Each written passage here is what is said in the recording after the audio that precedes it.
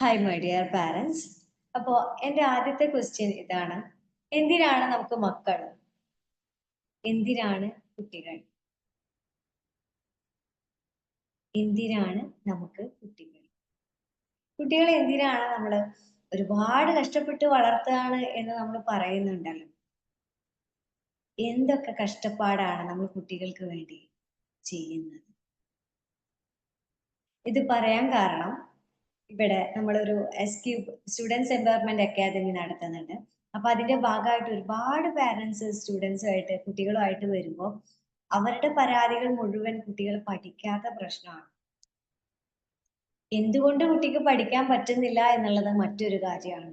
എന്തിനാണ് ഈ എക്സാമിന്റെ ഈ തിരക്കിട്ട ഈ സമയത്ത് ഇങ്ങനൊരു സെഷൻ എന്ന് പറയുമ്പോൾ എന്നെ കേൾക്കുന്ന രണ്ടാളാണെങ്കിലും, രണ്ട് പാരന്റ് ആണെങ്കിലും, മൂന്ന് പാരന്റ് ആണെങ്കിലും, ആ പാരന്റ്സിന്റെ കുട്ടികൾക്ക് പാരന്റ്സിൽ നിന്ന് എന്തെങ്കിലും ഒരു മാറ്റം വരികയാണെങ്കിൽ അതിൽ ഞാൻ വളരെയധികം സന്തോഷിക്കുന്ന വ്യക്തിയാണ്. ഞാനൊരു കഥയിൽ നിന്ന് തുടങ്ങും. ഏകദേശം ഒരാഴ്ച മുന്നേ അച്ഛനും അമ്മയും കുട്ടിയും കൂടി വരികയുണ്ടായി. കുട്ടി 4ാം ക്ലാസ്സിലാണ് ഇപ്പൊ പഠിക്കുന്നത്. അപ്പൊ പറയുന്നത് കുട്ടിക്കൊന്നും പഠിച്ചത് മനസ്സിലാകുന്നില്ല. എപ്പോഴും മറന്നു പോകുകയാണ് എന്നൊക്കെ ഒരുപാട് കംപ്ലൈന്റുകൾ കുട്ടീനെ ഇരുത്തിയിട്ട് തന്നെ അവർ പറയുന്നുണ്ട്. ഒരുപാട് കാര്യം കൂടുതലും മാതാവാണ് പറയുന്നത്. അപ്പൊ അതിനുശേഷം ഞാൻ കുട്ടിയെ മാറ്റി നിർത്തിയിട്ട് കുറച്ച് കാര്യങ്ങൾ ചോദിക്കുകയുണ്ടായി. അതായത് കുട്ടിക്ക് ലേണിംഗ് ഡിസബിലിറ്റി ഉള്ള കുട്ടിയല്ല. കുട്ടി 1ാം ക്ലാസ്സിൽ LKG UKG 1ാം ക്ലാസ് പകുതി വരെയും നന്നായി പഠിച്ചിരുന്നു. പിന്നെയാണ് കൊറോണ വന്നത്. അങ്ങനെ പിന്നെ വീട്ടിലെ പഠിത്തമായി. പിന്നീടാണ് ഇങ്ങനെ പഠിച്ചത് കിട്ടാതായി. പിന്നെ പഠിക്കാനിരിക്കുമ്പോഴും അലസമാണ്. പുറത്തോട്ട് പോകാൻ ഉള്ള തയ്യാറെടുപ്പാണ്. എപ്പോഴും റൂമിൽ ഇരിക്കില്ല, പഠിക്കാനിരിക്കില്ല, തീരെ ശ്രദ്ധയില്ല. ഒരുപാട് ലിസ്റ്റുകൾ. അതായത് ഒരു അരമണിക്കൂർ ആ പാരന്റ് സംസാരിച്ചത് മുഴുവൻ കുട്ടിയെ പറ്റിയിട്ടുള്ള പ്രശ്നങ്ങളാണ്. പഠനവുമായി ബന്ധപ്പെട്ടുള്ള പ്രശ്നങ്ങളാണ്. അപ്പൊ ഞാൻ കുട്ടിയെ പറ്റിയിട്ട് എന്തെങ്കിലും ഒന്ന് പോസിറ്റീവ് പറയൂ എന്ന് ചോദിച്ചപ്പോൾ അവരുടെ പിതാവ് പെട്ടെന്ന് പറയുണ്ടായി, എന്റെ മോൻ എല്ലാവരെയും ബന്ധുക്കളോടൊക്കെ നല്ല സ്നേഹമാണ് എന്ന്. ഓക്കെ, സ്നേഹം എന്ന് പറയുന്നത് 10 വയസ്സുള്ള കുട്ടിയിൽ സ്നേഹമുണ്ട് എന്നുള്ളത് ഒരു പിതാവ് മനസ്സിലാക്കുമ്പോൾ വളരെയധികം സന്തോഷമുള്ള ഒരു കാര്യമാണ്. കാരണം അവരുടെ പാരന്റിനെ എങ്ങോട്ട് പോകുമ്പോഴും നോക്കുകയും, വീട്ടിൽ ആരെങ്കിലും വന്നാൽ കെയർ ചെയ്യുകയും, അവരെ റെസ്പെക്ട് ചെയ്യുകയും, അവരുടെ സൽക്കരിക്കുകയും, അവർക്ക് പ്രയാസമില്ലാത്ത രീതിയിൽ എപ്പോഴും കുടുംബവുമായി വല്ലാത്ത, അല്ലെങ്കിൽ എല്ലാ ആളുകളുമായിട്ടൊരു നല്ല ഇന്ററാക്ഷൻ ചെയ്യുന്ന കുട്ടിയാണ്, റെസ്പെക്ട് കൊടുക്കുന്ന കുട്ടിയാണ് എന്നൊക്കെ പറഞ്ഞു.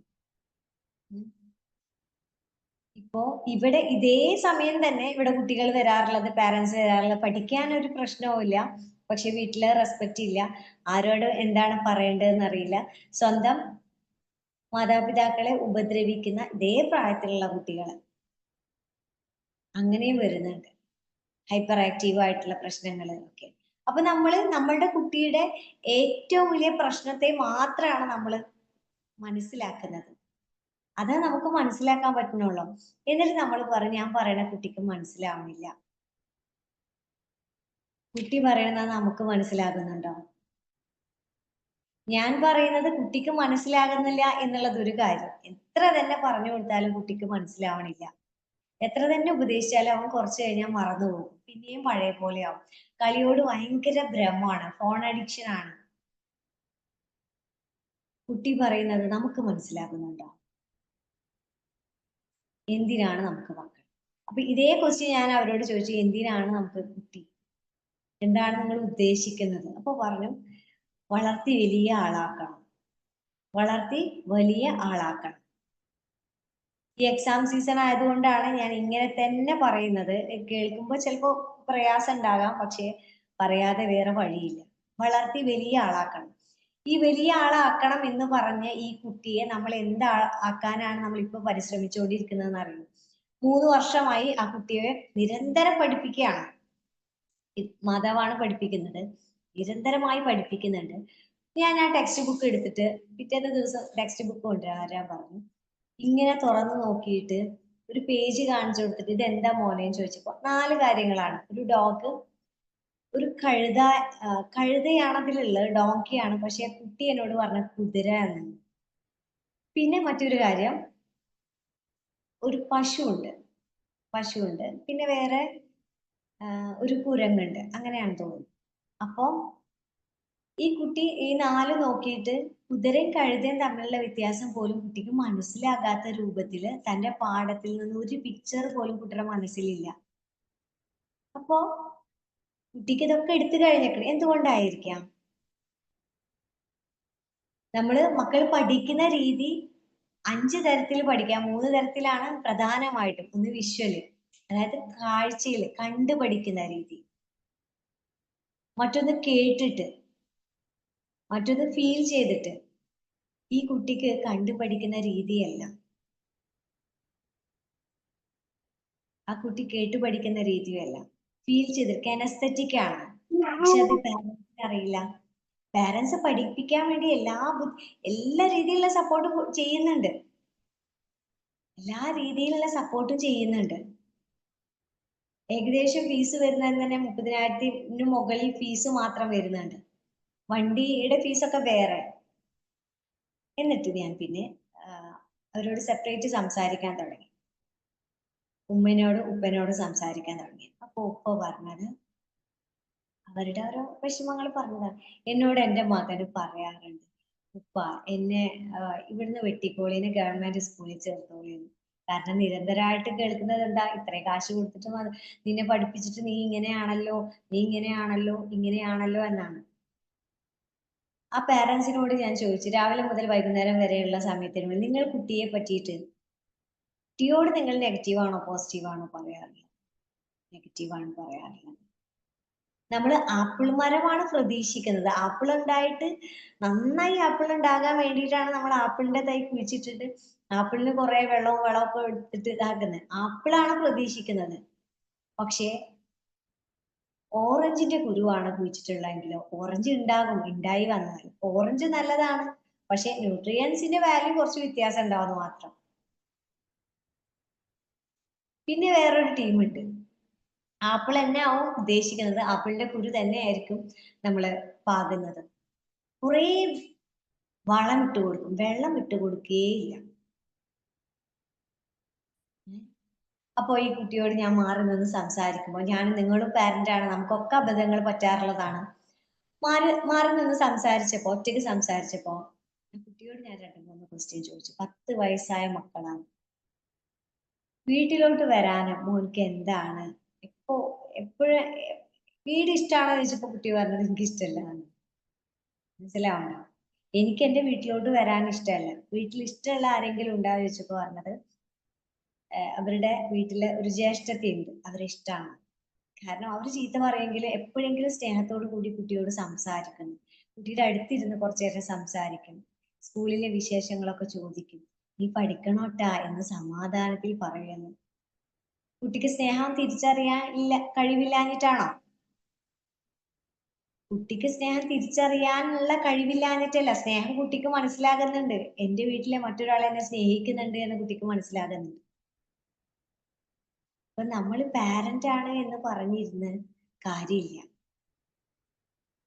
നമ്മള് പാരന്റ് ആണ് എന്ന് പറഞ്ഞിരിക്കാൻ നമുക്ക് എളുപ്പമാണ്.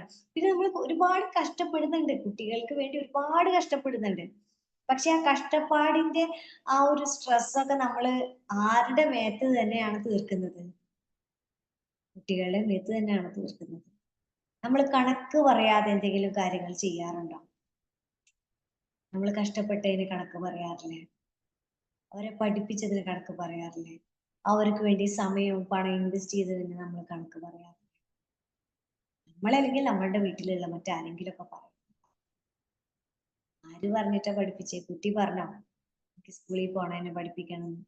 നമ്മൾ കുറെ കാലം കഴിഞ്ഞിട്ടുള്ള ആപ്പിൾ തോട്ടം, അല്ലെങ്കിൽ കുറെ കാലം കണ്ട് കുട്ടിയെ വലുതാക്കി വലിയ രീതിയിൽ എത്തിക്കണം എന്ന് നമ്മൾ ആ റിസൾട്ട് ആണ് നോക്കുന്നത്. കുട്ടി ആക്ഷൻ എടുക്കുന്നുണ്ടോ, കുട്ടി ഇപ്പോ പോസിറ്റീവ് ആയിട്ട് ഒരു ആക്ഷൻ എടുക്കുന്നുണ്ടെങ്കിൽ അത് നമുക്ക് കാണാൻ കഴിയുന്നില്ല. നമ്മൾ വർഷങ്ങൾക്ക് ശേഷമുള്ള ഒരു കുട്ടിയാണ് നമ്മൾ സ്വപ്നം കാണുന്നത്. ഇപ്പൊ നമ്മള് വാർത്തകളിലൊക്കെ ഒരുപാട് ന്യൂസ് കേൾക്കുമ്പോൾ ആ കുട്ടി അങ്ങനെ ആയി, ഈ കുട്ടി ഇങ്ങനെ ആയെന്നൊക്കെ കുട്ടികളെ ഇരുത്തി പറയാൻ വലിയ രസമാണ് നമുക്ക്. എന്താ ചെയ്യാന്ന് വിചാരിച്ച്, എന്തുകൊണ്ട് കുട്ടികൾ ഇങ്ങനെ ആയി? റബ്ബ് ഇങ്ങോട്ട് നമുക്ക് ജനനം തരുമ്പോ ഈശ്വരൻ നമുക്കൊരു ജന്മം തരുമ്പോ ആരും ഈ ഒരു കഴിവ് കൊണ്ടൊന്നും വന്നിട്ടുള്ളതല്ല. ഒരു ഗുഡ് ഹാബിറ്റും ബാഡ് ഹാബിറ്റും കൊണ്ട് വന്നിട്ടുള്ളതല്ല. നമുക്കെല്ലാം നല്ല ഗുഡ് ഹാബിറ്റോട് കൂടിയിട്ടാണ് വന്നിട്ടുള്ളത്. പിന്നെ നമ്മളുടെ സാഹചര്യങ്ങൾ അങ്ങനെ ആക്കി എന്ന് പറയുമ്പോൾ ഏത് സാഹചര്യമായിരിക്കും കുട്ടികളെ അങ്ങനെ ആക്കിയിട്ടുണ്ടാവുക. ഇപ്പൊ എക്സാം ആണ് വരുന്നത്. എക്സാമിന് ഇനി മറ്റൊരു കാര്യം പറയാം. 3 വർഷമായി നിരന്തരം ഈ അമ്മ കുട്ടിയെ പഠിപ്പിക്കുന്നു. 3 വർഷം. വീട്ടിൽ ഒരാൾ വന്നാൽ കുട്ടിയെ പുറത്തിറക്കില്ല. കുറച്ചു നേരം കളിക്കും, പിന്നെ റൂമിൽ അടച്ചിട്ട് പഠിക്കാൻ പറയും. നീ പഠിക്കാത്ത കാരണം നിന്നെ അതില്ല ഇതില്ല എന്ന് പറഞ്ഞിട്ട് എല്ലാവരുടെ മുന്നിൽ വെച്ച് കളിയാണ്, കമ്പയർ ചെയ്യും. സ്കൂളിൽ വരെ കമ്പാരിസൺ എത്തി തുടങ്ങി. ആ കുട്ടിയുടെ മനസ്സിൽ എന്ത് സന്തോഷം ഉണ്ടാവാം? കുട്ടി എന്തെങ്കിലും സന്തോഷമുള്ള കാര്യം പറയുമ്പോഴോ കളിക്കുമ്പോഴോ അപ്പോഴും നമ്മൾ പറയും, നീ പഠിക്കാത്ത കാരണല്ലേ ഇപ്പൊ ഇങ്ങനെ നിന്ന്, നിനക്ക് കളിക്കാനപ്പോ നേരം, നീ പഠിച്ചില്ലല്ലോ എന്ന് പറഞ്ഞു. സത്യത്തിൽ നമുക്ക് കുട്ടിയുടെ സന്തോഷം കാണുമ്പോൾ നമുക്ക് എന്താ തോന്നുന്നത്? കുട്ടി ചിലപ്പോ ഫുട്ബോൾ കളിക്കുകയായിരിക്കും, അല്ലെങ്കിൽ വെറുതെ ഇരിക്കുക. കുട്ടികൾ സന്തോഷിക്കുന്നത് വെറുതെ ഇരുന്ന് കാണുമ്പോൾ ആ കുട്ടി പഠിക്കാത്തൊരു കുട്ടിയാണ് എന്ന് നമ്മുടെ മനസ്സിൽ ഒരു തോന്നല് വരികയാണെങ്കിൽ പിന്നെ നമുക്ക് കുട്ടിയോട് എന്താ തോന്നുന്നത്? കുട്ടിയുടെ സന്തോഷം കാണുമ്പോൾ, കുട്ടികൾ സന്തോഷിക്കുന്നത് കാണുമ്പോൾ എന്താ ശരിക്കും നമ്മുടെ ഉള്ളിൽ തോന്നാറില്ല? ഇതൊന്നും ചാറ്റ് ബോക്സിൽ ഇതൊന്നും വേണ്ട. നിങ്ങൾ ആ എഴുതിയ പേപ്പറിൽ ഒരു പേപ്പറും പെന്നും വെക്കാൻ പറഞ്ഞിട്ടുണ്ടായിരുന്നല്ലോ, അതിൽ നിങ്ങൾ തന്നെ എഴുതാം. എന്റെ കുട്ടി സന്തോഷിക്കുന്നത് കാണുമ്പോൾ എനിക്ക് എന്താ തോന്നുന്നത്? ചിലപ്പോൾ അത് ടി വി കാണുകയായിരിക്കാം. കുട്ടി സന്തോഷിക്കുന്ന അതേ നിമിഷത്തിൽ എല്ലായ്പ്പോഴും നമ്മൾ ഈ പഠിപ്പിന്റെ കാര്യത്തിലും മറ്റുള്ള കാര്യം വെച്ച് നമ്മൾ ചീത്ത പറയുകയാണെങ്കിൽ കുട്ടിയുടെ മനസ്സിൽ ഒരു തോട്ട് വരും, എന്റെ പാരന്റ്സിന് ഞാൻ സന്തോഷിക്കുന്നത് കാണുന്നത് ഇഷ്ടമല്ല. പിന്നെ കുട്ടിക്ക് സന്തോഷം കിട്ടും, കുട്ടിക്ക് കെയർ കിട്ടും. എപ്പോഴാണെന്ന് അറിയുമോ? ഒരു ഞായറാഴ്ച കുട്ടി കളിക്കുമ്പോ നമ്മൾ കുട്ടിയെ ചീത്ത പറയാണ്, നിനക്ക് പഠിച്ചൂടെ, നീ പഠിക്കാണ്ട് ഇങ്ങനെ കളിച്ച് നടന്നോ എന്ന് പറഞ്ഞ് നമ്മൾ നിരന്തരം ചീത്ത പറയണം. പഠിക്കണം കേട്ടോ, അത് വേറെ കാര്യം. പക്ഷെ ഈ പറഞ്ഞിട്ട് റിസൾട്ട് ഉണ്ടോ എന്നുള്ളതാണ് നോക്കുന്നത്. പിറ്റത്തെ ഞായറാഴ്ച അതേ കുട്ടി പനിച്ച് കിടക്കുകയാണ്. കളിക്കുമ്പോൾ കുട്ടികളെ നമ്മൾ ചീത്ത പറഞ്ഞു. പിറ്റത്തെ ആഴ്ച കുട്ടി പനിച്ച് കിടക്കുന്നു. അപ്പൊ നമ്മള് കുട്ടിയെ കെയർ ചെയ്യുന്നു. കുട്ടിയുടെ അടുത്തേക്ക് പോകുന്നു. കഞ്ഞിയും ചായയും ബിസ്ക്കറ്റും ഒക്കെ കൊടുക്കുന്നു. എൻ്റെ മോൾക്ക് സുഖം ഉണ്ടോ എന്ന് ചോദിക്കുന്നു. നമ്മള് ഒരുപാട് ഡോക്ടറെ അടുത്ത് കൊണ്ടുപോകുന്ന എല്ലാ ശുശ്രൂഷകളും ചെയ്യുന്നു. ഇനി കുറച്ച് പ്രയാസം ഉണ്ട് എങ്കിൽ നമ്മൾ പല എന്താ പറയാ, പല നേർച്ചകളും വഴിപാടുകളും ഒക്കെ ചെയ്തിട്ട് അങ്ങനെ നമ്മൾ നോക്കും, പ്രയാസം പെട്ടെന്നൊന്ന് മാറി കിട്ടാൻ വേണ്ടി. അപ്പൊ കുട്ടിയുടെ മനസ്സിൽ എന്ത് ധാരണ വരും? എനിക്ക് അസുഖമായാലാണ് എന്റെ പാരന്റ്സ് എനിക്ക്. നമുക്ക് സ്നേഹമാണോ അത്? സ്നേഹമല്ല, അത് സഹതാപമാണ്. സ്നേഹമാണ് എങ്കിൽ കുട്ടി കളിക്കുന്ന സമയത്ത് നമുക്ക് കുട്ടിയുടെ അതേ സന്തോഷം നമുക്ക് കുറച്ചു നേരമെങ്കിലും ഫീൽ ചെയ്യാൻ പറ്റണം. ഈ അസുഖമായിട്ട് കിടക്കുമ്പോ നമുക്ക് കിട്ടുന്ന എന്താ അറിയും? സഹതാപം. നമ്മൾ കൊടുക്കുന്നത് സഹതാപം. കുട്ടിക്ക് ആ സഹതാപമെങ്കിലും കിട്ടണം എന്ന് തോന്നും. പിന്നീട് ആ കുട്ടി ഒരു പെൺകുട്ടിയാണെങ്കിൽ കല്യാണം കഴിഞ്ഞിട്ട് ഹസ്ബൻഡിന്റെ വീട്ടിൽ പോയാൽ എന്താ വിചാരിക്കുക? ഞാൻ വയ്യാണ്ട് കിടക്കുമ്പോൾ മാത്രം അവരെ കയ്യിൽ നിന്ന് കുറച്ച് സഹതാപം കിട്ടുള്ളൂ, സ്നേഹം കിട്ടുള്ളൂ. അല്ലാത്ത സമയത്തൊക്കെ എന്നോട് എന്തോ പോലെയാണ് എന്ന്. നമുക്കും അങ്ങനെ തോന്നിയിട്ടില്ലേ? നമ്മളൊന്ന് വയ്യാണ്ട് കിടക്കുമ്പോഴായിരിക്കും കുറച്ച് സഹതാപമെങ്കിലും കിട്ടുക. Yes or no? ഞാൻ ചാറ്റ് ബോക്സ് നോക്കുന്നുണ്ട്, നിങ്ങളുടെ അഭിപ്രായം കൂടെ അറിയാൻ വേണ്ടിയിട്ട്. നമുക്ക് സ്നേഹമാണോ സഹതാപമാണോ വേണ്ടത്? നമ്മൾ മറ്റുള്ളവർക്ക് സ്നേഹമാണോ സഹതാപമാണോ കൊടുക്കുന്നത്? എന്തായിരിക്കും കൊടുക്കുന്നത്? എന്തായിരിക്കും നമ്മൾ വാങ്ങുന്നത്? ഈ ലവ് എന്ന് പറയുന്നത് റിയൽ ലവ് ആയിരിക്കണം. സഹതാപത്തില് നമ്മള് സഹതാപവും ലവും തമ്മില്, സഹതാപവും സ്നേഹവും തമ്മില് പ്രയാസാവരുത്. സഹതാപവും സ്നേഹവും തമ്മിൽ നമ്മള് മിസ്അണ്ടർസ്റ്റാൻഡ് ആയി പോകരുത്.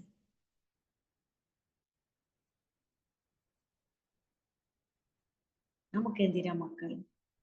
കുട്ടികൾ ഇല്ലാണ്ടായി കഴിഞ്ഞാല് ഒരുപാട് പ്രയാസമാണ് ഒരു കുട്ടി ഉണ്ടാവാൻ വേണ്ടി. കുട്ടി ഉണ്ടായി കഴിഞ്ഞാൽ പിന്നെ അതിനെ കൊണ്ടുള്ള പ്രയാസം പറഞ്ഞിട്ടുള്ള മറ്റു ബുദ്ധിമുട്ടുകൾ കൂടുതലായിട്ട് എഡ്യൂക്കേഷനിലാണ് ഞാൻ കൂടുതലും കാണുന്നത്. കൂടുതലും ആരോഗ്യമുള്ള ഒരു കുട്ടിയാണെങ്കിൽ പിന്നെ അവരുടെ പ്രശ്നം എഡ്യൂക്കേഷനാണ്. ആരോഗ്യമില്ലാത്ത പ്രയാസമുള്ളവരാണെങ്കിൽ നമ്മൾ വിചാരിക്കുക ആ പ്രയാസം ഒന്ന് മാറി കിട്ടിയിരുന്നെങ്കിൽ, കുട്ടിക്ക് നടക്കാനുള്ള ബുദ്ധിമുട്ട്, സംസാരിക്കാനുള്ള പ്രയാസം, ഇങ്ങനെയുള്ള കുട്ടികളെ നമ്മൾ കാണാറുണ്ട്. അതൊന്ന് മാറി കിട്ടിയിരുന്നെങ്കിൽ നാം ആ പേരൻസ് വിചാരിക്കുക എന്റെ പൊന്നു മോൻ എന്നെ ഒന്ന് ഉമ്മ എന്ന് വിളിച്ചിരുന്നെങ്കിൽ, അവന്റെ ആവശ്യങ്ങളൊന്നും അവൻ ഒറ്റയ്ക്ക് നടന്ന് ചെയ്യാൻ കഴിഞ്ഞിരുന്നെങ്കിൽ, അതാണ് എന്റെ ആഗ്രഹം എന്നായിരിക്കും ആ അമ്മേന്റെ അച്ഛന്റെ ഏറ്റവും വലിയ ആഗ്രഹം. ഇതൊക്കെ ഉള്ളവർക്ക് നെക്സ്റ്റ് സ്റ്റെപ്പ് എഡ്യൂക്കേഷൻ മസ്റ്റ് ആണ്.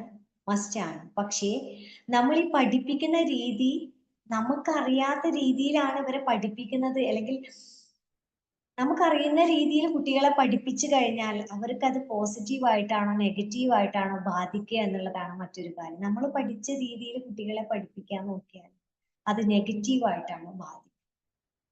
എത്ര തന്നെ സ്നേഹം ഉള്ളിലുണ്ടെങ്കിൽ അത് പ്രകടിപ്പിക്കാതെ പറ്റില്ല.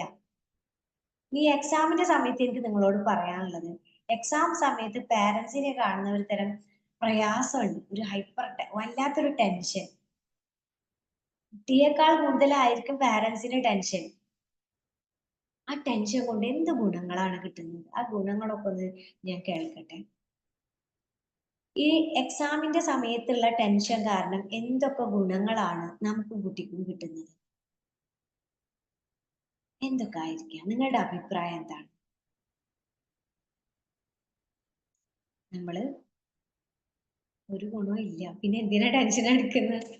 ഇപ്പൊ എന്റെ പാരന്റ്സിനോട് സംസാരിക്കാൻ തുടങ്ങി, മിസ്സേ എക്സാം അല്ലേ, എക്സാമിന്റെ ടെൻഷൻ ആർക്ക്? നമുക്ക്. നമ്മളുടെ ടെൻഷനാണ് കുട്ടിയെ പ്രഷർ ചെയ്യിപ്പിക്കുന്നത്.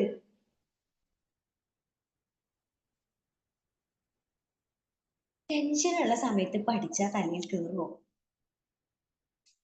ടെൻഷനുള്ള സമയത്ത് പഠിച്ചാൽ നമുക്കത് മനസ്സിലാവും. ബുക്ക് ഇങ്ങനെ തുറന്നിട്ടുണ്ടാവും, പക്ഷെ ആകെ ടെൻഷനാണ്. എന്തെങ്കിലും നമുക്ക് മനസ്സിലാക്കാൻ പറ്റും? നമ്മളുള്ള ടെൻഷൻ മുഴുവൻ കുട്ടിക്ക് കൊടുത്താലോ? കുട്ടിയുടെ ടെൻഷനും കൂടിയിട്ട് എന്തായിരിക്കും അവസ്ഥ?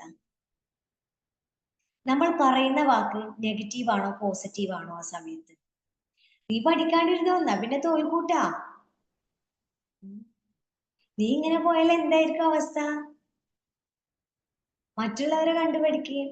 ഇതൊക്കെ ഈ എക്സാമിന്റെ 2 ദിവസം മുന്നേ 4 ദിവസം മുന്നേ നമ്മൾ ഇങ്ങനെ പറയുമ്പോൾ നമ്മളെ വിഷമം കൊണ്ടാണ് പറയുന്നത്. പക്ഷെ അപ്പൊ ആ ഒരു വാക്കുകൊണ്ട് എന്താ ഗുണം കിട്ടുന്നത്? ഞാനും ഇതുപോലെ പറഞ്ഞ വ്യക്തി തന്നെയാണ്. പറഞ്ഞിരുന്ന വ്യക്തിയാണ്.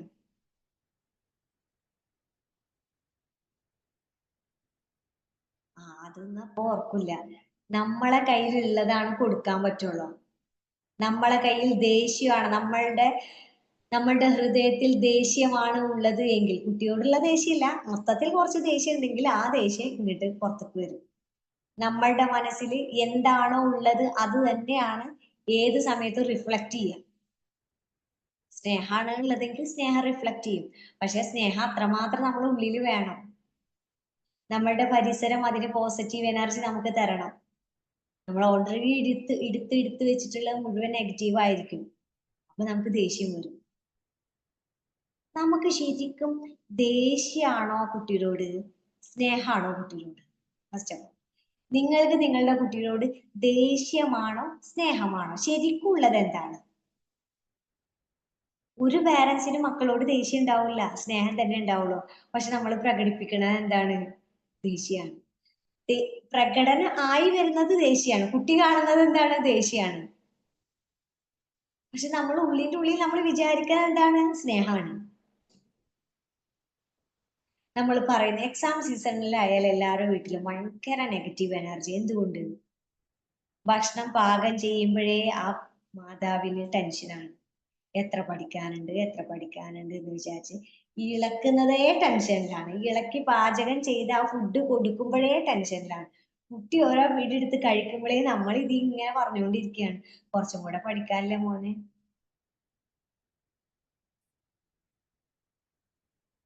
ആ വീട്ടില് ടെൻഷനാണ്. എക്സാമിന്റെ സീസൺ ആണ്. ഒന്നും ചെയ്യാൻ പറ്റില്ല. എക്സാമിന്റെ സീസൺ എന്തോ ഒരു ഗംഭീരമാക്കിയിട്ടാണ് നമ്മൾ കൊണ്ടുപോകുക. ഇതൊക്കെ ആവശ്യത്തിന് വേണം. ആവശ്യത്തിനൊക്കെ വേണം.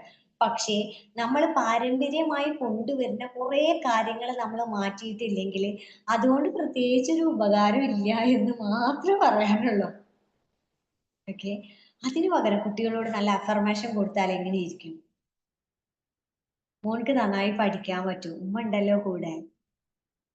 ഇനി കുറച്ചും കൂടെ അല്ലേ പഠിക്കാൻ പറ്റുള്ളൂ. അത് നിനക്ക് ബെറ്റർ ആയിട്ട് പഠിക്കാൻ പറ്റും. ഇത്രയും പഠിച്ചു കഴിഞ്ഞല്ലോ. ഇനി ഇത്രയല്ലേ ഉള്ളൂ. അത് നമുക്ക് പഠിക്കാൻ പറ്റും. നീ ഇത്രയും പഠിച്ചുള്ളോ? നീ ഇത്ര പഠിക്കാനില്ലേ? അതൊക്കെ എപ്പോ പഠിക്കാനാ? അപ്പൊ നമ്മുടെ മുഖം ഒന്ന് നോക്കി നോക്കൂ. ഈ മുഖം കാണുമ്പോഴന്നെ കുട്ടിയുടെ മനസ്സിൽ എന്താവോ വരും. നമ്മളുടെ ആ സമയത്തുള്ള മുഖം കാണുമ്പോൾ കുട്ടിയുടെ മനസ്സിൽ ആനന്ദം കൊണ്ട് പോസിറ്റീവ് എനർജി ഇങ്ങനെ സ്പ്രെഡ് ആവുകയാണോ ചെയ്യാ? ആണോ? പിന്നെ കുട്ടിക്ക് കോൺഫിഡൻസ് എന്ന് വെച്ചാൽ എന്താണ് കിട്ടുക?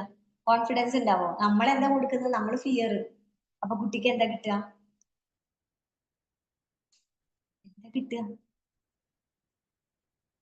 ഇതേ സമയം കുട്ടികളെക്കാൾ കൂടുതൽ ടെൻഷനായി ശരീരം മുഴുവൻ തളർന്ന് ടെൻഷൻ കേറിയിട്ട് തളർന്നിരിക്കുന്ന പാരന്റ്സ് ഉണ്ട്.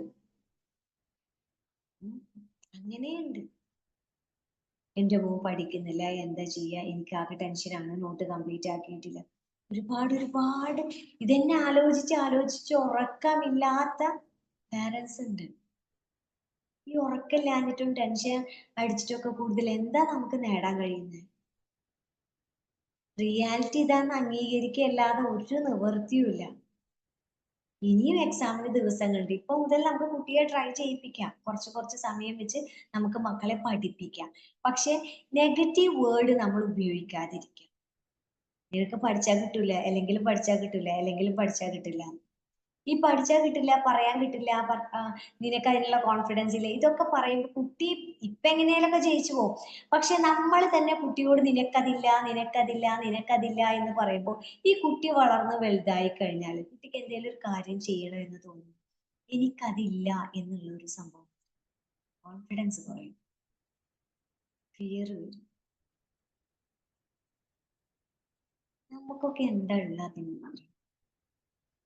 ഞാൻ ഇങ്ങനെ പറയാൻ കാരണം എന്റെ ഞാൻ മാറി തുടങ്ങിയത് മറ്റു കുട്ടികളുടെ വിഷമ കഥകൾ കേട്ടിട്ടാണ്. ആസ് എ പാരന്റ് എന്നുള്ള രീതിയിൽ ഞാൻ എൻ്റെ ആറ്റിറ്റ്യൂഡൊക്കെ മാറ്റി തുടങ്ങിയത്. കാരണം കുട്ടികൾ വന്ന് കരയുന്നത് കാണുമ്പോൾ 10ഉം 12ഉം വയസ്സുള്ള മക്കള് ഉമ്മാനോട് പറയാൻ പറ്റാത്ത, ഉപ്പാനോട് പറയാൻ പറ്റാത്ത, അച്ഛനോടും അമ്മയോടും പറയാൻ പറ്റാത്ത വേദനകൾ നമ്മളുടെ മുന്നിൽ ഇരുന്ന് കരഞ്ഞ് അത് കാണുമ്പോൾ ഞാൻ അപ്പൊ ആലോചിക്കും എന്റെ മകൾക്കും മകൾക്കും ഇതുപോലെ എന്തൊക്കെയായിരിക്കും പറയാനുണ്ടാവുക.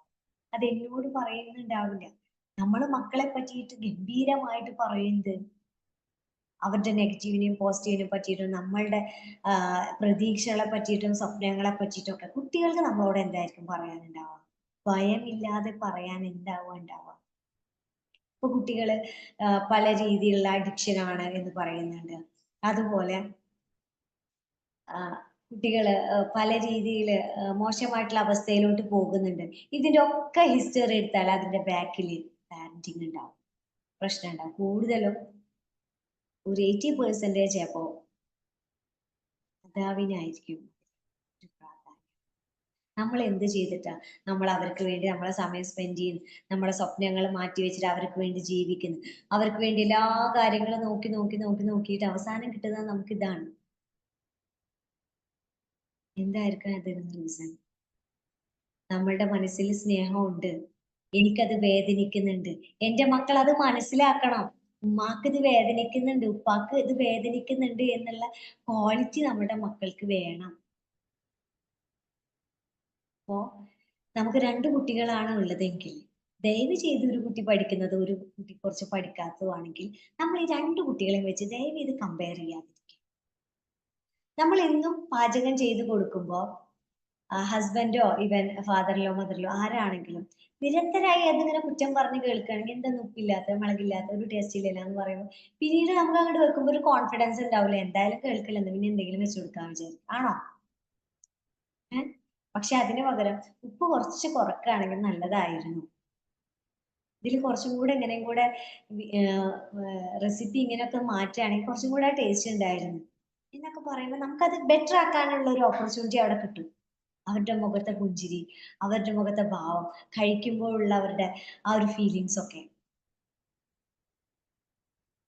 കാണാം. ഞാൻ പറഞ്ഞു വന്നത്, ഈ കുട്ടി ഇവിടെ വന്നിരുന്ന കുട്ടി ഫ്രഷ് സ്റ്റോറിയാണ്.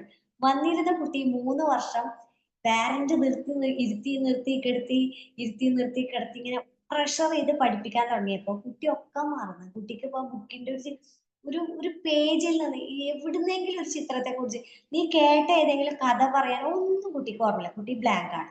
പഠിക്കുക എന്ന് പറയുമ്പോൾ തന്നെ കുട്ടിയുടെ മനസ്സിലേക്ക് ഘോരഘോരമായ ശബ്ദങ്ങളും തന്നെ ശപിച്ച് സംസാരിച്ച സൗണ്ടുകളും അതുപോലെ തന്നെ നെഗറ്റീവ് ആക്കി പറഞ്ഞ കളിയാക്കലുകളും ഒക്കെയാണ് വരുന്നത്. ഞാൻ നിങ്ങളോട് കാണിച്ചു നോക്കട്ടെ. ഈ അമ്മായി അമ്മ എന്ന വാക്കുകൾ വല്ലാത്ത സന്തോഷം തോന്നുന്ന ഒരു വാക്കാണ് അത്. ആർക്കെങ്കിലും സത്യത്തിൽ നമ്മുടെ മദർ ഇൻ ലോ നല്ല നല്ല മദർ ഇൻ ലോസ് ഉണ്ട് ഇല്ലേ? പക്ഷെ നമ്മുടെ സൊസൈറ്റി ഈ അമ്മായിയമ്മ അങ്ങനെയാണ്, അമ്മായിയമ്മ ഇങ്ങനെയാണ്, അത് എന്തോ ഒരു ഗംഭീരമായ ഒരു സാധനാക്കി വെച്ചു ഓൾറെഡി. ഒരു 20% ആളുകൾക്ക് അവരുടെ അനുഭവം കൊണ്ടോ അവർക്ക് അറിവില്ലായ്മ കൊണ്ടോ കുറച്ച് പ്രശ്നങ്ങൾ ഉണ്ടായിരിക്കാം മുൻകാലങ്ങളിൽ. അതിന്റെ പ്രശ്നങ്ങൾ ഇപ്പോഴും കുറച്ചുണ്ടായിരിക്കാം. പക്ഷെ ഇപ്പോഴുള്ള നമ്മളും നാളെ ഇതേ അവസ്ഥയിലോട്ട് പോവാണ്. 80% മദർ ഇൻ ലോസും അടിപൊളിയാണ്, സൂപ്പറാണ്, നല്ല രീതിയിൽ പോകുന്നുണ്ട്. പക്ഷെ നെഗറ്റീവ് ആണ് നമ്മൾ കൂടുതൽ സ്പ്രെഡ് ചെയ്യുക. അപ്പൊ ഈ ഓൾറെഡി ഈ അമ്മായിയമ്മ എന്ന് പറഞ്ഞ പേര് തന്നെ പല കഥാപാത്രങ്ങളിലൂടെ, സീരിയലിലൂടെ, സിനിമയിലൂടെ അങ്ങനെ കുറെ സംഭവങ്ങൾ നെഗറ്റീവായിട്ട് ആളുകൾ ഇമേജിൻ ചെയ്തു വെച്ചിട്ടുണ്ട്. പ്രേതത്തിനെ നമ്മൾ കണ്ടിട്ടില്ല. പക്ഷെ പ്രേതം എങ്ങനെയാണ് ഇപ്പൊ ഏകദേശം അറിയാലോ. നമുക്ക് ഇഷ്ടമല്ലല്ലോ. അതുപോലെ ഈ പഠനവുമായി ബന്ധപ്പെട്ട് കുട്ടി കേട്ട് കേട്ട് കേട്ട് കേട്ട് കേട്ട് പഠിക്കുക എന്ന് പറയുമ്പോൾ തന്നെ കുട്ടിക്ക് എന്തോ ഒരു ശ്വാസം മുട്ടല്. ഇഷ്ടമല്ലാണ്ട് എങ്ങനെയാണ് പഠിക്കുക? കേൾക്കുന്നുണ്ടാവും. പക്ഷെ ഹാർട്ട് തുറക്കാണ്ട് എങ്ങനെയാണ് കുട്ടിയുടെ മനസ്സിലോട്ട് അത് വരിക?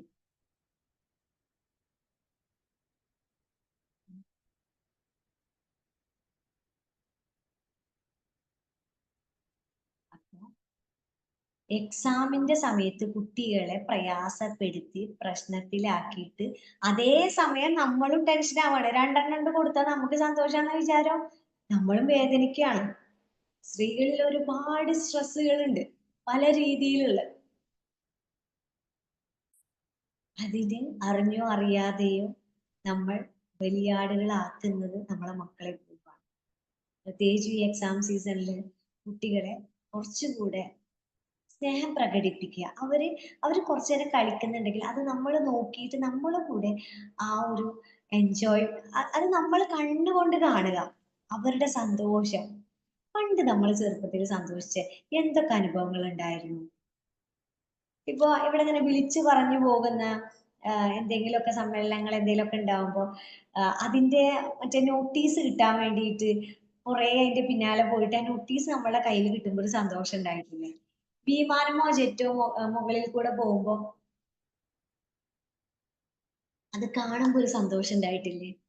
അങ്ങനെ ചെറിയ ചെറിയ ചെറിയ എന്തൊക്കെ സന്തോഷങ്ങൾ നമുക്ക് ഉണ്ടായിട്ടുണ്ട് ചെറുപ്പത്തില്. പിന്നെ വലുതായി വരുന്തോറും എന്താ സംഭവിക്കുന്നത്? ഇപ്പൊ അങ്ങനെ സന്തോഷം ഉണ്ടോ? ജീവിക്കുന്നത് സന്തോഷിക്കാൻ വേണ്ടിയിട്ടാണ്.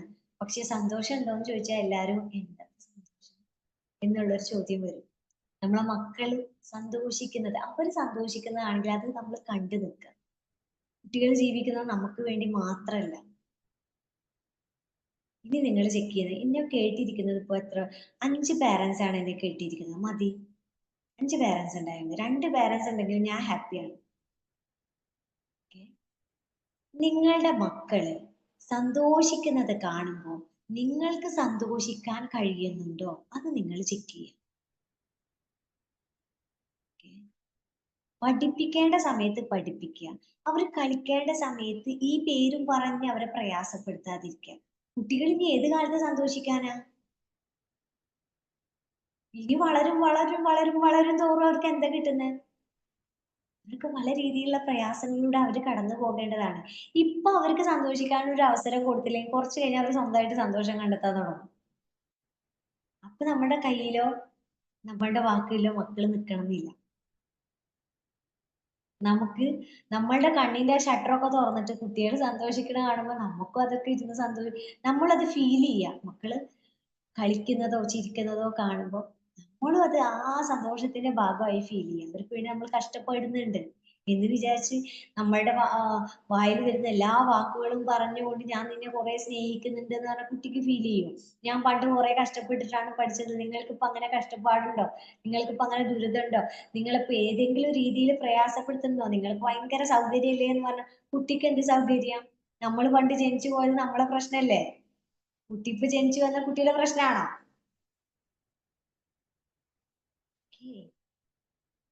നമ്മളുടെ പഴയ ജീവിതമായിട്ട് കമ്പയർ ചെയ്തിട്ട് കുട്ടികളോട് സംസാരിച്ചിട്ട് ഒരു കാര്യവുമില്ല. നമ്മളാണ് ഈ സമയത്തെ കുട്ടികൾ ആയിട്ട് നമ്മൾ ജനിക്കുന്നതെങ്കിൽ നമ്മൾ ഇതൊക്കെ ചെയ്യാം. പക്ഷേ അതേ സമയം നല്ല ബ്യൂട്ടിഫുൾ ആയിട്ട് നമുക്ക് കുട്ടികളെ ഹാൻഡിൽ ചെയ്യാൻ പറ്റും. നമ്മളുടെ വാക്കുകൾ എന്ന് പറഞ്ഞത് ആവശ്യങ്ങൾക്ക് ഉപയോഗിക്കാനുള്ളതാണ്. പോസിറ്റീവ് പറയുന്നുണ്ടോ, നെഗറ്റീവ് പറയുന്നുണ്ടോ, കുട്ടിക്ക് അത് എങ്ങനെയാണ് ഫീൽ ചെയ്യുന്നത് എന്ന് നമ്മൾ ചെക്ക് ചെയ്യാം. ഞാൻ എൻ്റെ മക്കളെ അടുത്തറിയാൻ തുടങ്ങിയത് കുറെ കുട്ടികളെ പ്രശ്നങ്ങൾ കേൾക്കാൻ തുടങ്ങിയതിന് ശേഷമാണ്. കുട്ടികൾ എന്തുകൊണ്ടാണ് കളവ് പറയുന്നത്? കുട്ടികൾ നമ്മളോട് ആദ്യം സത്യം പറഞ്ഞാൽ ചിലപ്പോൾ അവരെ അംഗീകരിക്കില്ല. ചില സത്യങ്ങൾ പറഞ്ഞാൽ നമ്മൾ അവരെ നല്ല പെടവും. ചില കാര്യങ്ങൾ പറഞ്ഞാൽ നമ്മൾ അവരെ കൂടെ നിൽക്കില്ല, ഓപ്പോസിറ്റുള്ള ആളെ കൂടെ നിൽക്കും. പിന്നെ കുട്ടി എങ്ങനെയാ നമ്മളോട് സത്യം പറയാൻ?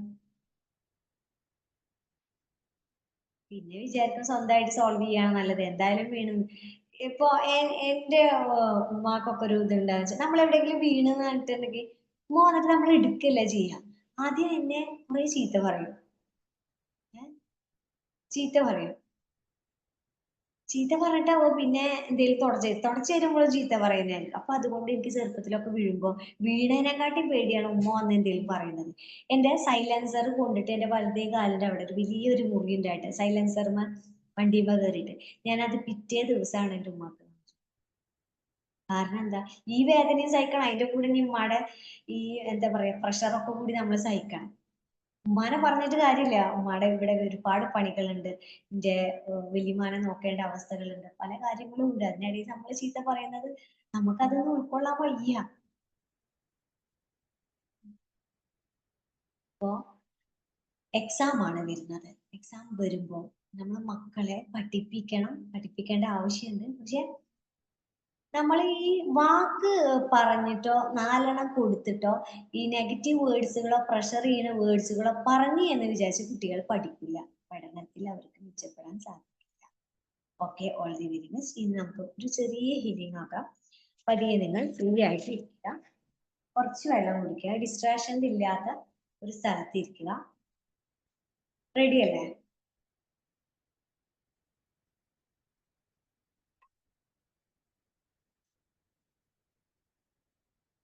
റെഡിയാണോ? റെഡിയാണോ?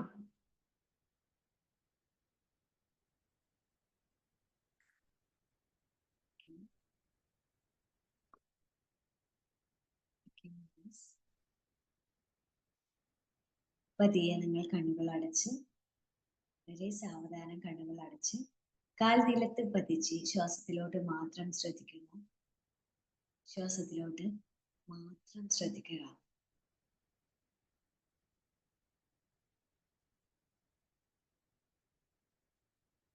കണ്ണുകൾ അടക്കുമ്പോൾ നിങ്ങളുടെ മനസ്സിന്റെ കണ്ണുകൾ തുറക്കുകയാണ് ചെയ്യുന്നത്.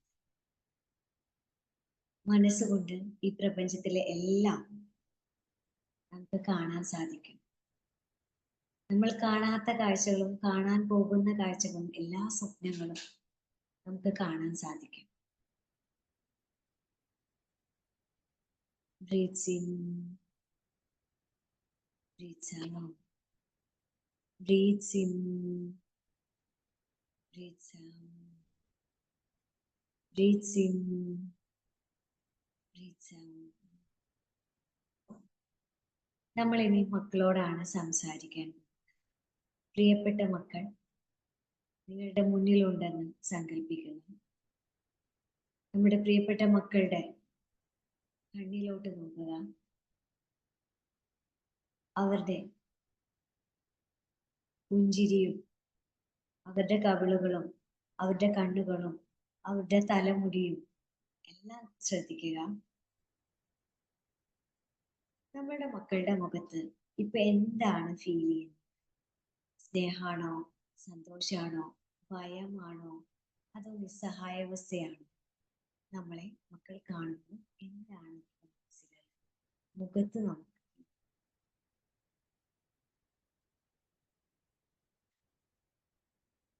നമുക്ക് മക്കളോട് സംസാരിക്കാം. ഇനി ഞാൻ പറയുന്ന കാര്യങ്ങളെല്ലാം നിങ്ങൾ നിങ്ങളുടെ കുട്ടികളോടാണ് സംസാരിക്കാൻ പോകുന്നത്.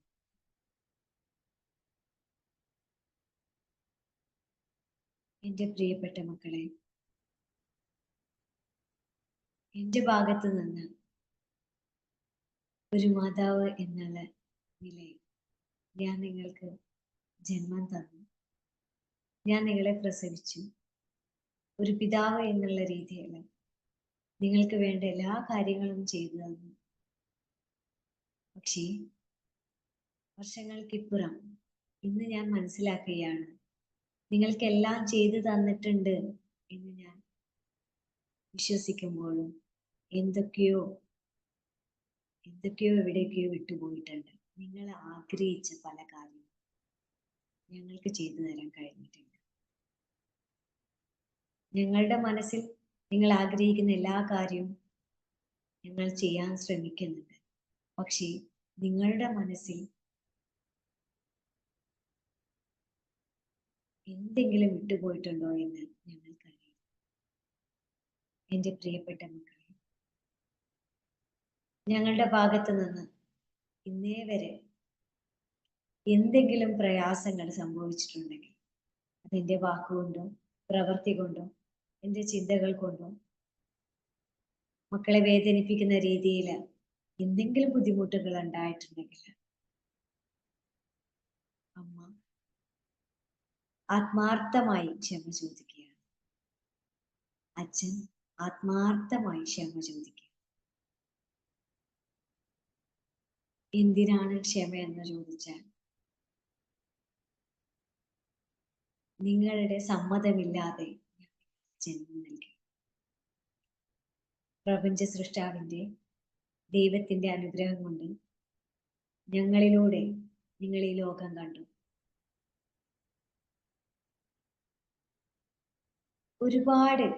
ഒരുപാട് സ്വപ്നങ്ങൾക്ക് പുറകെ ചിന്തിക്കുമ്പോഴും അതിനിടയിലൊക്കെ എവിടൊക്കെയോ മക്കളെ വേദനിപ്പിച്ചിട്ടുണ്ട് എന്നുള്ള കുറ്റബോധം എൻ്റെ മനസ്സിലുണ്ട്. എൻ്റെ മനസ്സിന്റെ ഭാരം ഇറക്കി വെക്കാൻ, ഞാൻ അനുഭവിക്കുന്ന പ്രശ്നങ്ങളെല്ലാം ഇറക്കി വെക്കാൻ എന്നെ എതിർക്കാത്ത എൻ്റെ മക്കളാണ് ഉള്ളതെന്ന് എൻ്റെ മനസ്സിനുള്ളിൽ എവിടേക്കോ ഒരു തോന്നലുണ്ടായിട്ടുണ്ട്. ഞാൻ എൻ്റെ മക്കളെ ആവശ്യമില്ലാത്ത കാര്യത്തിന് കുറ്റപ്പെടുത്തിയിട്ടുണ്ട്, പ്രയാസപ്പെടുത്തിയിട്ടുണ്ട്, അടിച്ചിട്ടുണ്ട്, എൻ്റെ ദേഷ്യം മുഴുവൻ തീർത്തിട്ടുണ്ട്. അമ്മയുടെ അപ്പോഴത്തെ അറിവില്ലായ്മ കൊണ്ടും അപ്പോഴത്തെ സാഹചര്യം കൊണ്ടും ഇതൊക്കെ സംഭവിച്ചിട്ടുണ്ട്. I am really sorry. അമ്മയുടെ ഭാഗത്ത് നിന്നുണ്ടായ നിങ്ങളുടെ കുഞ്ഞു മനസ്സ് വേദനിപ്പിച്ച പ്രയാസങ്ങൾ അമ്മയോട് മക്കൾ ക്ഷമിക്കണം. അമ്മയ്ക്ക് ഒരുപാട് സന്തോഷം തന്നിട്ടുള്ള മക്കളാണ്.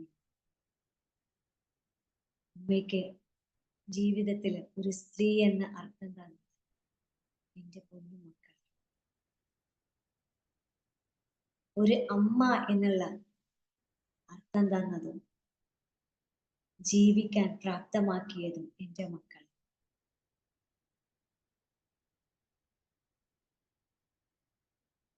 എത്രയോ സന്തോഷം നിങ്ങളുടെ ചിരികളും നിങ്ങളുടെ കളികളും നിങ്ങളുടെ വളർച്ചയുടെ ഓരോ ഘട്ടവും ഞങ്ങൾ അനുഭവിച്ചിട്ടുണ്ട്.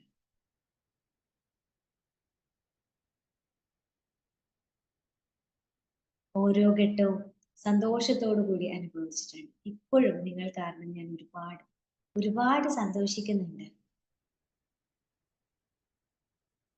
അമ്മയുടെ സന്തോഷവും അച്ഛൻ്റെ സ്വപ്നവും എല്ലാം നിങ്ങളാണ്. പക്ഷേ അതിനിടയിലും എവിടെയൊക്കെയോ പ്രയാസങ്ങൾ നമുക്കിടയിൽ ഉണ്ടായിട്ടുണ്ട്. മക്കളിൽ നിന്ന് അമ്മയ്ക്ക് ലഭിച്ച എല്ലാ സന്തോഷങ്ങളും ആത്മാർത്ഥമായി പ്രപഞ്ച സൃഷ്ടാവിനോടും മക്കളോടും ആത്മാർത്ഥമായി നന്ദി. മക്കളുടെ ഒരുപാട് നല്ല സ്വഭാവങ്ങളുണ്ട്. നിങ്ങളുടെ ഒരുപാട് നല്ല സ്വഭാവങ്ങളുണ്ട്. ഞങ്ങൾ അച്ഛനും അമ്മയ്ക്കും ഒരുപാട് അഭിമാനം കൊള്ളേണ്ട, ഒരുപാട് സന്തോഷമുള്ള ഒരുപാട് നല്ല സ്വഭാവങ്ങൾ എൻ്റെ മക്കൾക്ക്. നീ നന്നായി വരും. നീ ജീവിതത്തിൽ വിജയിക്കും. നീ എപ്പോഴും സന്തോഷവും സമാധാനവും ഉള്ളവനായിരിക്കും. I love you, my dear. I love you so much. അച്ഛനും അമ്മയ്ക്കും നിങ്ങളോട് അളവറ്റ അളവറ്റ അളവറ്റ സ്നേഹമാണ്. അളവറ്റ സ്നേഹമാണ്. നിങ്ങളുടെ സന്തോഷത്തിൽ ഒരുപാട് ഒരുപാട് ഞങ്ങളും സന്തോഷിക്കുന്നു. ഒരുപാട് ഒരുപാട് സന്തോഷിക്കുന്നു. എൻ്റെ മക്കൾക്ക് നന്നായി പഠിക്കാനുള്ള കഴിവുണ്ട്. എല്ലാ കാര്യങ്ങളും മനസ്സിലാക്കാനുള്ള കഴിവുണ്ട്. ഒരു മനുഷ്യന് വേണ്ട ക്വാളിറ്റി എല്ലാം തന്നെയാണ്. കൂടെയുള്ളവരെ വേദനിക്കുന്നതും വിഷമിക്കുന്നതും മനസ്സിലാക്കാനുള്ള കഴിവുണ്ട്. നാളെ എൻ്റെ മക്കള് ഈ സൊസൈറ്റിക്കും ഈ നാടിനും രാജ്യത്തിനും ഉപകാരമുള്ള നല്ല മക്കളായി തീരും. ഞങ്ങൾക്ക് ആത്മവിശ്വാസമുണ്ട്. നിങ്ങൾ ഒരുപാട് കഴിവുള്ള മക്കളാണ്. ഒരുപാട് ഒരുപാട് ഒരുപാട് കഴിവുള്ള മക്കൾ. ജീവിതത്തിൽ എന്നും നന്മകൾ വരട്ടെ. ഞങ്ങൾ ആത്മാർത്ഥമായി പ്രാർത്ഥിക്കുന്നു. ആത്മാർത്ഥമായി പ്രാർത്ഥിക്കുന്നു. ആത്മാർത്ഥമായി. രണ്ട് കൈകൾ ഷോൾഡറിലോട് ചേർത്ത് വെച്ച് മക്കളെ ഹഗ് ചെയ്തുകൊണ്ട് കുട്ടികളോട് നിങ്ങൾക്ക് എന്താണ് പറയാനുള്ളതെങ്കിൽ മനസ്സുകൊണ്ട് അത് സങ്കല്പിച്ചു. മനസ്സുകൊണ്ട് സങ്കല്പിക്കുകയും അതിനോടൊപ്പം ഇനി നമ്മൾ ചെയ്യാൻ ഉദ്ദേശിക്കാത്ത കാര്യങ്ങൾ, ഇനി ചെയ്യില്ല എന്ന് നമ്മൾ തീരുമാനമെടുത്ത കാര്യങ്ങൾ കൂടി ആ വാക്ക് ഞാൻ എൻ്റെ മകളോട് പറയും. നീ ആ വാക്ക് ഞാൻ നിന്നെ വിളിക്കില്ല. നീ ആ രീതിയിൽ എന്നിൽ നിന്ന് പെരുമാറ്റം ഉണ്ടാകില്ല. ആ തീരുമാനം എടുക്കേണ്ടത് ഇപ്പോഴാണ്, ഇപ്പോഴാണ്, ഇപ്പോഴാണ്.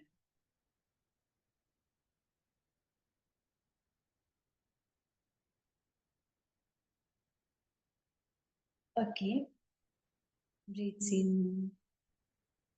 breathe out, breathe in, breathe out. പതിയെ രണ്ട് കൈകൾ റബ്ബ് ചെയ്തുകൊണ്ട് ആ ഒരു എനർജി, ഒരു ചൂടുണ്ടാവും, ആ ചൂട് കണ്ണിന് മുകളിൽ പതിയെ ടാപ്പ് ചെയ്ത്, കവളിന് മുകളിലൊക്കെ ടാപ്പ് ചെയ്ത് പതിയെ കണ്ണുകൾ തുറക്കും.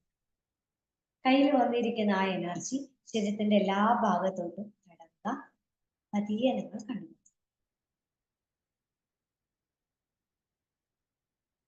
നിങ്ങളുടെ കുട്ടിയുടെ ഒരു പോസിറ്റീവ് കമന്റ് ബോക്സിൽ ടൈപ്പ് ചെയ്യുക. കുട്ടിയുടെ ഒരു പോസിറ്റീവ്, മക്കളുടെ ഒരു പോസിറ്റീവ്.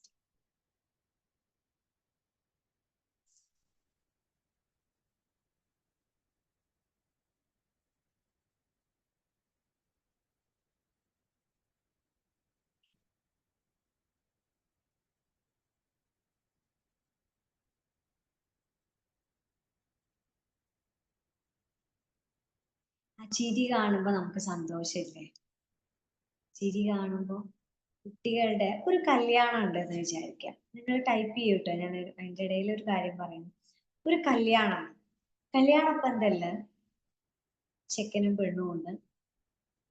കുറെ കുട്ടികൾ ഓടിക്കളിച്ച് സന്തോഷത്തോടു കൂടി ഓടിക്കളിക്കുന്നുണ്ട്. സ്റ്റേജിൽ ചെക്കനും പെണ്ണും നിൽക്കുകയാണ് ഫോട്ടോ എടുക്കാൻ വേണ്ടിയിട്ട്. ഒരുപാട് വിരുന്നുകാർ വരുന്നുണ്ട്. ഒരുപാട് പേര് ഭക്ഷണം കഴിക്കുന്നുണ്ട്. ഒരുപാട് പേര് വെള്ളം കുടിക്കുന്നുണ്ട്. ഒരുപാട് പേര് മറ്റു പല എന്റർടൈൻമെന്റുകളിലുണ്ട്. ഈ കല്യാണ പന്തലില് ആരായിരിക്കും ഏറ്റവും കൂടുതൽ സന്തോഷിക്കുന്നത്? അറ്റ് മൂമെന്റില് ഏറ്റവും കൂടുതൽ തീരെ ടെൻഷൻ ഇല്ലാതെ സന്തോഷിക്കുന്നത് ആരായിരിക്കും? ആരായിരിക്കും?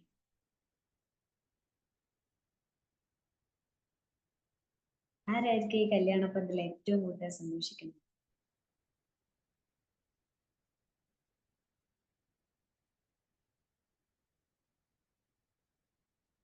ആരായിരിക്കാം? കുട്ടികളായിരിക്കാം. കാരണം കുട്ടികൾക്ക് ടെൻഷൻ ഇല്ല. കുട്ടികൾ ഓടിക്കളിച്ച് കളിച്ചു മറിയുമ്പോൾ നമ്മൾ ചീത്ത പറയുന്നുണ്ടാവും ഒന്ന് അടങ്ങിയിരിക്കുന്നത്, പക്ഷെ അവരുടെ മനസ്സിൽ ഒരു ടെൻഷനും ഇല്ല, ഒരു പ്രസന്റിലാണ്, ഒരു ടെൻഷനും ഇല്ലാതെ ബ്യൂട്ടിഫുൾ ആയിട്ട് അവർ കളിക്കുക. All the very best my dears. നിങ്ങൾക്ക് നിങ്ങൾക്ക് എന്തെങ്കിലും കിട്ടിയിട്ട് നിങ്ങളുടെ മക്കൾക്ക് അത് ഒരു ആശ്വാസമാകുന്നുണ്ടെങ്കിൽ ഞാൻ അതിൽ വളരെ സന്തോഷവതി.